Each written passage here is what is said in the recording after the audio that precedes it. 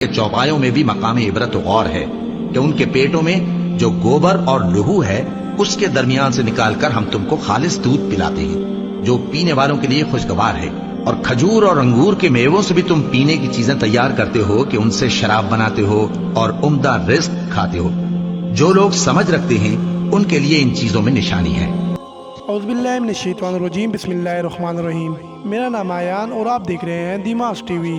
अल्लाह ताला ने अपनी मखलूक़ात को बेपनाह नेमतों से नवाजा और यही वजह है कि हर मखलूक बेशुमार कामों को अंजाम देती है। जानदारों की एक ऐसी किस्म जो जंगलात में रहती है, इनकी ये सलाहियत है कि ये खतरात को दूर से भांप लेते हैं। इंसान तो इंसान है, लेकिन अल्लाह ने कीड़े मकोड़ों और चरिंद परिंद को भी ऐसी खुसूसियात से नवाजा है। परिंदे भी दोस्त, दुश्मन और बाकी तमाम खतरात का अंदाजा लगा सकते हैं। अगर जलजला आने वाला हो तो घोड़ा अपने कान घुमा लेता है, और ऐसे ही बारिश से पहले चूंटियां अपना खाना इकट्ठा कर लेती हैं। सैलाब और बाकी हर तरह की आफात का अंदाजा इन हैवानात को पहले से ही हो जाता है, और ये अपनी जगह से हिजरत करके किसी और मकाम पर मुंतकिल हो जाते हैं। किस्सा मुख्तसर ये कि अल्लाह ने इंसान और जानवरों को बेशुमार ऐसी खुसूसियात से नवाजा जिसको देखकर इंसानी अकल दंग रह जाती है।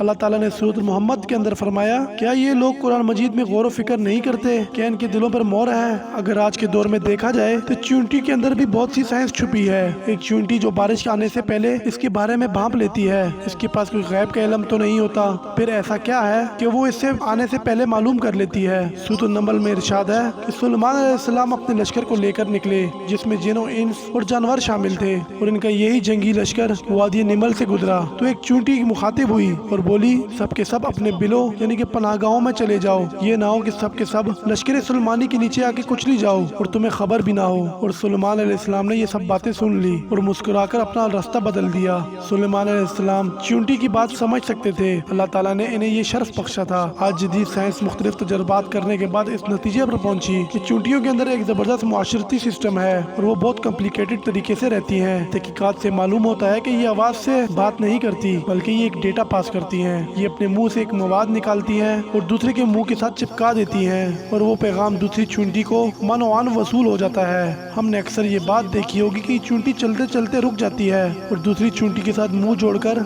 डेटा पास कर रही होती है, जबकि ये वही अमल है जिसको मद्देनजर रखते हुए इंसान ने ब्लूटूथ जैसी चीजों को बनाया, और इस चीज का काम मोबाइल से दूसरे मोबाइल को डेटा ट्रांसफर करना होता है। साइंस का मानना है कि चूंटियां न सिर्फ बात करती हैं बल्कि एक मुनफरिद निजाम के तहत रहती हैं। साइंसदान इस बात को मानने के लिए मजबूर हैं कि कुरान किसी इंसान का लिखा हुआ कलाम हरगिज नहीं। आप लोगों ने अक्सर मुशाहिदा किया होगा कि बारिश आने से पहले चूंटियां अपने घर के गिर्द गोल चक्कर लगाती हैं और मिट्टी का पहाड़ बना लेती हैं ताकि पानी इनके घरों के अंदर दाखिल ना हो, क्योंकि इन्हें बारिश का इल्म पहले ही हो जाता है। इनके अंदर एक सेंसर लगा होता है जिसको हम हाइड्रोफोलिक कहते हैं, जिससे नमी का तनासब नोट किया जाता है, और इसी सेंसर की वजह से चूंटियों को बारिश और तूफान के मुतालिक पहले से ही मालूम हो जाता है। महकमे मौसमियात वाले भी इसी बात को दोहराते हैं और हवा में नमी नोट करके बारिश के मुतालिक आगाह कर देते हैं। तारीख गवाह है, जिन लोगों ने कुरान मजीद में गौर व फिक्र किया वो दुनिया और आखिरत दोनों में ही कामयाब रहे। आखिर में मेरी दुआ है अल्लाह ताला हम सबको कुरान मजीद पढ़ने की तौफीक अता फरमाए। अब मैं मिलूंगा आप लोगों के साथ नेक्स्ट वीडियो में, तब तक के लिए अल्लाह हाफिज।